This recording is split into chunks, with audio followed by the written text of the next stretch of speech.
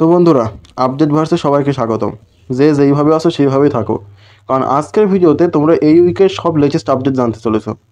এই ভিডিওতে আমরা স্পাইডারম্যান থেকে শুরু করে হাল্ক সহ আরও বেশ কয়েকটি লেটেস্ট আপডেট জানবো। তো চলো ভিডিওটা শুরু করি।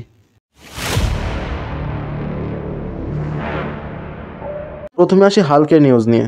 এমসিইউতে যেই হাল্ক আছে সে তো মোটামুটি একটা জোকার হয়ে গেছে, তাই এমসিইউ আমাদেরকে একটা নতুন হাল্ক ইন্ট্রোডিউস করাতে যাচ্ছে। আমি রেড হাল্কের কথা বলছি না। লেটেস্ট নিউজ অনুসারে মার্ভেল লোগান কিমকে অ্যামাডিয়াস চো এর রোলের জন্য অফার করেছে। অ্যামাডিয়াসকে কমিকে টোটালি অসাম হাল্ক বলা হয়।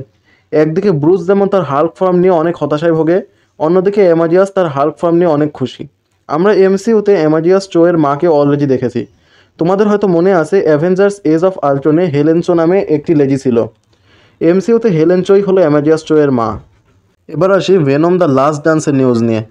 প্রথম যে নিউজ সেটা হলো এই মুভির রান টাইম হবে 1 ঘন্টা 40 মিনিট, কারণ এসএসইউ এর কাছে তো আর 2 ঘন্টা ক্রস করার মতো ক্ষমতা নেই, করলেই তো পাপ হয়ে যাবে।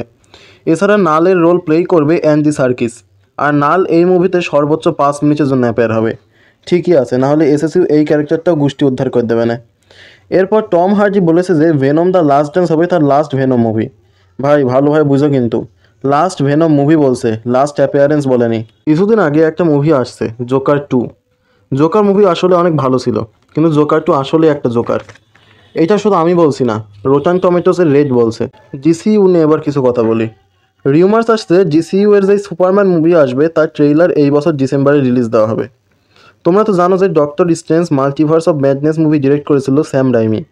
একটি রিউমার্স অনুসারে মার্ভেল আবার স্যাম রাইমির সাথে কথা বলছে ডক্টর স্ট্রেঞ্জ 3 ডিরেক্ট করার জন্য। জানি না এর পরের নিউজ শুনে তোমাদের রিয়াকশন কেমন হবে। এমসিইউ মিউট্যান্ট সাগা এর একটি ভিলেন রোলের জন্য ডুয়ানে জনসনের সাথে কথা বলছে। রোলটি হলো অ্যাপোক্যালিপস।